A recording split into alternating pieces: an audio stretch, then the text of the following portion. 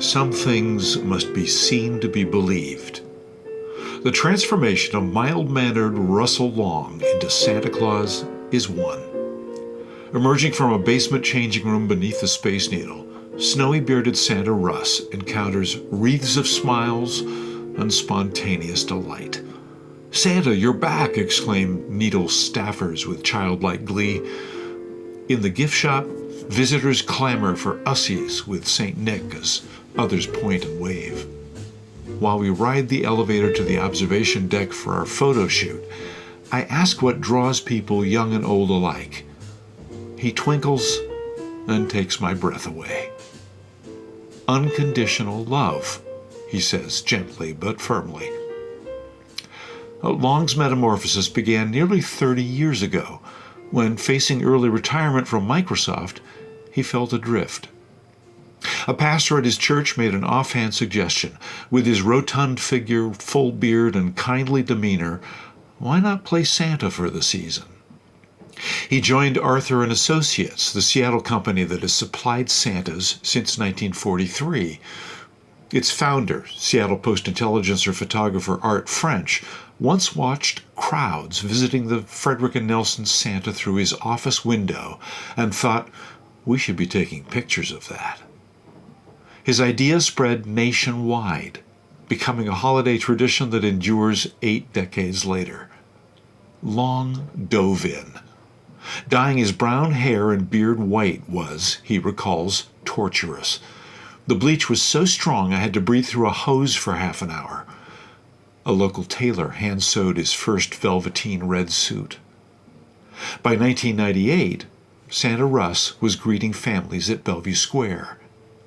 Later generations followed him from mall to needle, bringing children and grandchildren to perch on his lap. The work isn't without strain. "My cheeks hurt those first few days," he says. "You don't realize how much smiling it takes.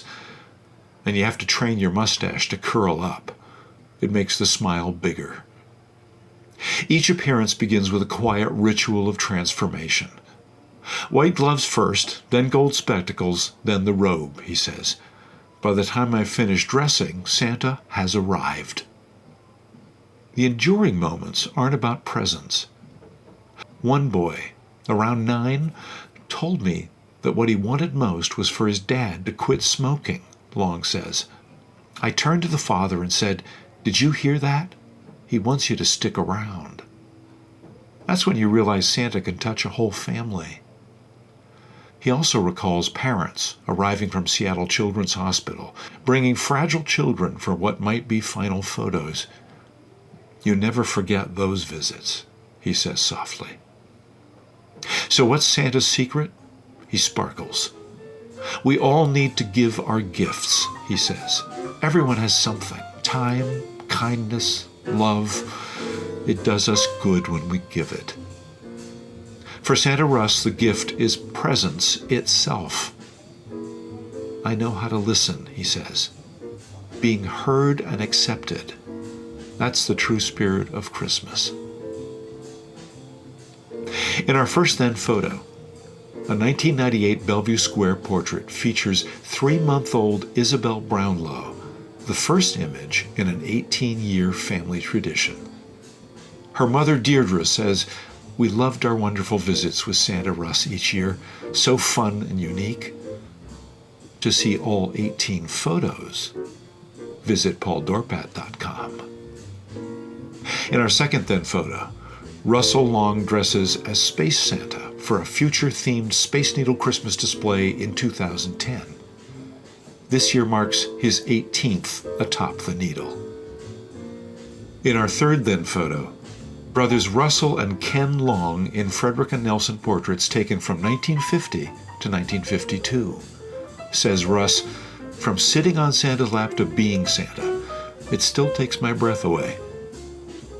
In our fourth then photo, 18-year-old Isabel Brownlow returns for a final portrait in 2015, home for Christmas break from Loyola University. In our first now photo, Santa Russ, 76, on the Space Needle observation deck this November. Donning his many-layered Santa suit takes nearly half an hour. The velvet blue robe alone weighs 10 pounds. He appears atop the Needle weekends through Christmas. Weekdays, he's at Redmond Town Center. In our second now photo, Santa Russ in a red suit outside his Greenwood bungalow, painted red with white trim. Parked out back, a cherry Mini Cooper with the vanity plate HOX3, shorthand for Ho Ho Ho.